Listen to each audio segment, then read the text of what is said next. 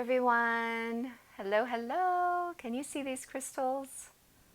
The light is reflecting in my room, crystal light on the wall. It's so cool. So hi, welcome everyone. Thank you. If you're new to my channel, I'm Lisa, and I do these little talks called Sprinkles of Spirit, and I haven't done one in a little while, so I thought I'd come on and talk about today yoga and body image, and then give you a few tips for empaths, how that relates to empaths, if you're a sensitive soul out there. So yoga and body image, let's just dive right in. I'm going to go over three main points, regarding yoga and body image, how yoga can help you with your body image. So yoga for me came to me a little bit, later on. I had been personally addicted to going to the gym. I wouldn't miss a day of getting an hour of really vigorous cardio. Wouldn't leave the gym until I was soaking in sweat, drenched in sweat, and just would feel overall, never good enough, right? Always trying for more, always trying to burn more calories or lose more weight, or you're looking in the mirror and judging yourself. Maybe some of you can relate, right? You're never feeling like you're good enough. And it wasn't until I began yoga that mindset began to shift. And I think it's really, really important to shift you out of that mindset, because that can be really harmful. If you're living in a space in your mind especially that's filled with these negative tapes, right? Negative self-talk, replaying over and over in your mind. Right? I didn't work out today, and there's the guilt, right? Or I wish I would have done more of that. Or I ate really crappy today.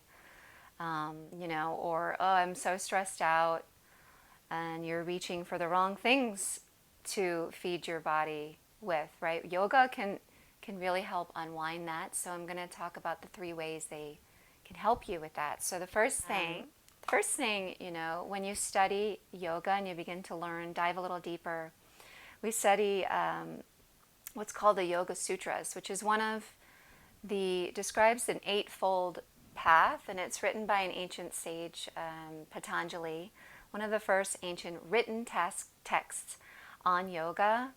And you study ethical principles, right, moral principles. And one of the first one that we learn is called the yamas and the niyamas. One of the first yamas is Ahimsa, and Ahimsa is a Sanskrit word that translates to non-violence, right? Do no harm to all living beings, right? And you begin to very quickly learn this includes yourself, right? So you learn to unwind the negative self-talk and shift it into an appreciation, or, a gratitude for the body that you're living in. You view it as a vessel for your spirit. So Ahimsa becomes part of the way you're treating yourself, your body inside and out, right? You become mindful of what you're putting in your body. So this is food, right? What am I choosing to fill up this container that holds my spirit, that is my vessel for this human experience, right? We came into these bodies, and it's up to us to take care of it. So yoga is going to help you be more mindful of the choices that you're making to take care of that body, to take care of your vessel, right? Just like you take care of your car. Perfect example, right? If you neglect your car, what happens? It's going to break down, right? You got to change the oil regularly. You got to fill it up with the right gas. If you don't, it's not going to drive in its optimal state, and you're probably going to end up with a service bill. Or when it's your body, you end up sick, right? You end up manifesting an illness, or you end up, going to the doctor for various reasons. So Ahimsa is the unwinding of that negative self-talk, negative actions that you're taking, and you begin to choose better, right? Choose better food. Choose to take a walk today. Choose to get on your mat and take a class with me. Or, choose to go for a run or anything to take care of this vessel. So, number 2 is the mindfulness that yoga brings into your life. When you are mindful, right, you're not judging yourself. So a lot of, the self-talk I carried was just very judgmental, not feeling good enough. So yoga is going to help you when you're on your mat. You really cultivate, and this is number 3, gratitude, but they kind of blend together. So number 2 and 3 really kind of go together. It's the mindfulness and the gratitude. You begin to cultivate a gratitude for this vessel, for your body, how we can physically put our bodies in these funny looking shapes, our asana practice, right? And then that goes with you off the mat into your life, and you have just an appreciation for your physical body, and not to mention the awareness, right? A lot of people go through life, not until later in life are they even just aware of your breath, right? Take a mindful breath.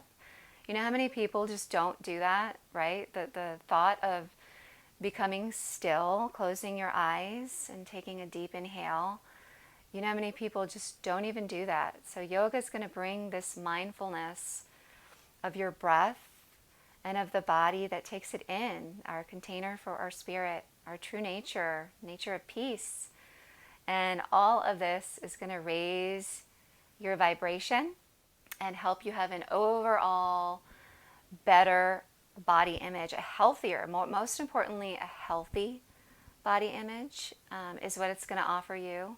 So if you haven't picked up this yoga practice yet, please take a class with me, starting off slow, anything, once a week, or just commit to connecting to your breath, once a week. And then take the small steps, and it will change your whole view of your body image. Because if you're not taking care of yourself, right, negative attracts negative, right? Positive attracts positive. So you want to keep yourself in a high vibration, in an optimal state with your physical body, and then the rest follows, the mind, the body, the spirit, right? It all yokes together, which is what yoga is. And then I want to tell you, the number one thing as an empath, right, for all of us sensitive souls out there, the number one thing you need to do for your physical body and yoga and body image is you want to eat foods that are alive, right? Not dead or, sitting on a shelf for a week and then you open up the box and you're eating it. It's like, no. You want to eat real food that's high vibration. Why? Because it's really crucial for an empath to first be in tune with your body, to be in touch with what you're feeling in order to heal, right? If we don't have the awareness of what we're feeling and what we're going through and the energy maybe we're absorbing, we can't release it, right? And then you're going to manifest that illness and feel really sick, feel really drained. An empath can feel exhausted. Even after just a few days of really not eating healthy, it wreaks havoc on your immune system. You can experience depression from eating low vibrational foods. Your stress is going to increase. So really choose food that's alive, high vibrational. And this is nothing new. But if you think about it in a different way, right? What I'm putting into my body affects my energy. And that is the truth. You're either raising your vibration or you're decreasing it. So you're either waking up feeling, I'm great, I feel good, I feel alive, I have energy, I'm ready for my day, make the time to move a little bit, make the time to breathe a little bit. And then you can go forward in your life, and then this positive energy just from an empath, just radiates. You don't need to do anything. It just radiates outward, and then you are attracting positive energy, positive people, positive experiences. And then, yes, of course, if you have a bad day or something stressful happens, you're able to handle that situation with calmness, with acceptance, and with less reactive and more reflective. Maybe take a breath before freaking out, or all of this will happen as long as you are caring for your body, caring for your mind, caring for your soul. So this is yoga and body image. So I really invite you, if you haven't yet, to stop by my channel more often and take a class. Try it. Get on the mat. Stay tuned with me. If you've been practicing with me, thank you for joining me here on YouTube in this way, this world. This is how I'm sharing this year. How cool, the crystal light is still here. It's so cool. And you know what? Bring a crystal into your world. Put it on your mat. Put it in your pocket. We can do another video. On that. I've been ending my Sprinkles of Spirit talk with a message from Colette Baron Reed. Shout out. And I'm going to read one to you. I hope you enjoy these. So let me know, if you're digging this or not. If you're still watching, I'm assuming you're enjoying it. My cards got all mixed up. You know what? I'm just going to go for it. So just close your eyes and take a deep breath. And what this is just asking the universe, your higher power, for a message for your highest good this week going forward. Just receive it, no judgment. Nothing bad's going to happen. What do we all need to hear? Okay. Dearest you, uncertainty is the new normal for the whole world. Ain't that the truth? Things are changing at a rapid pace, and the old ways we once trusted are no longer reliable. But leaving the familiar behind can be a good thing. When you are pushed to step into the unknown, you are pulled forward into discovering new possibilities that have been hidden in plain sight. Check in with your higher power. Your soul knows better than your small self. Have faith in the support of a higher power and the infinite potential for your life. Right now, the advice we have for you is this. Try something new. Do something different. You won't know how it feels, what it looks like, or what the outcome will be if you do not take the first step into the unknown and experience the unfamiliarity. You'll be so glad you did, because the treasure will appear. We're so proud of you for being brave. You are so loved and supported. I mean, how awesome is that? And we are in the times of complete uncertainty after getting through 2020. Like, who the heck would, knew what our lives, would be? And I hope you're all doing well out there. I hope you're staying healthy. But it's time to try something new, I think, right? Going forward this year, it's a whole new paradigm, a whole new world. Collectively, we're all feeling different.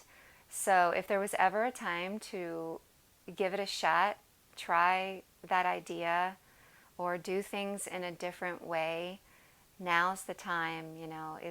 It's the way. It's the way forward, is to have faith. And have faith and trust in your higher power, and know that all is in divine order. You really are being guided. Really are being guided at all times. So don't give up out there. And thank you for watching this video. Thank you for checking in with me on Lisa Yoga Angel YouTube channel. I look forward to class with you. I'll see you next time. Have a beautiful day. Namaste.